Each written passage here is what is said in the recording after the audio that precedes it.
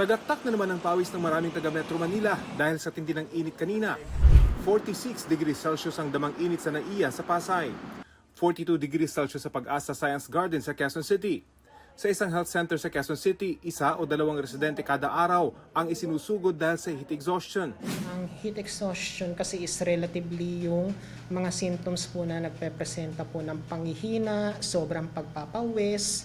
In some cases po may mga pasyente kami na nagsasabi po na sobrang sakit ng ulo at pagkahilo. Subalit kasi ito yung mga early na presentasyon po na pwede maging dahilan po ng heat stroke. In some cases po pwede rin po sila mag-collapse. Mas mataas pa ang heat index sa Makati na umabot sa 47.3 degrees Celsius batay sa tala ng kanilang Disaster Risk Reduction and Management Office. Umabot sa 44 degrees Celsius sa Maynila ayon sa kanilang LGU. At dahil inaasahang ganyan pa rin daw kataas ang heat index batay sa taya ng kanilang DRRMO, suspended ang face-to-face classes doon bukas hanggang sa Biyernes. Ganito rin ang ipatutupad sa Las Piñas, Parañaque at Pasay. Mula kindergarten hanggang grade 12 ang face-to-face suspension sa public schools sa Muntinlupa. Asynchronous o blended learning din muna sa public at private schools sa Caloocan mula kinder hanggang senior high. Suspended din bukas ang face-to-face classes all levels, public and private, sa Angeles City sa Pampanga at sa Cavite City. Hanggang Biyernes naman ang suspension ng face-to-face classes sa Imos, General Trias, Kawit at Noveleta all levels. Gayon din sa Tanza Cavite para sa kinder hanggang senior high public schools.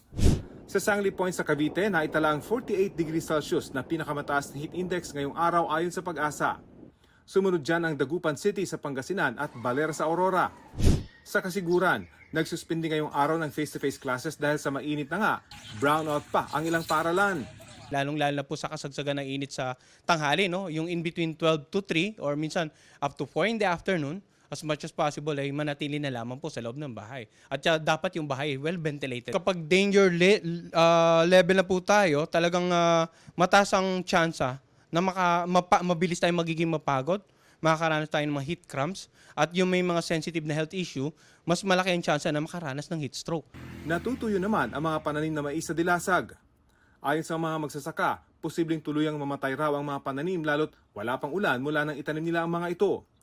Dumagdag na rin ang Tibuli, South Cotabato at Solsona, Ilocos Norte sa mga lugar na nagdeklara ng state of calamity dahil sa epekto ng El Nino. Ayon sa Task Force El Nino, nasa 103 bayan at syudad ang nagdeklara ng state of calamity sa buong bansa.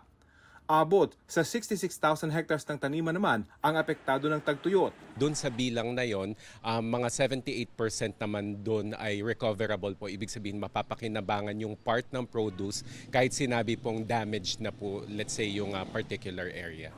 Sa ngayon, umabot na raw sa 1.155 billion pesos ang naitulong ng national government sa mga apektadong lugar. Posible ring madagdagan ang mga apektadong probinsya. Sa projection ng National Irrigation Administration, 265,000 hectares ang posibleng maapektuhan. Ang rekomendasyon nga ng DA is to declare a state of calamity kung pasok kayo doon sa criteria. Para sa GMA Integrated News, Rafi Tima ang inyong saksi.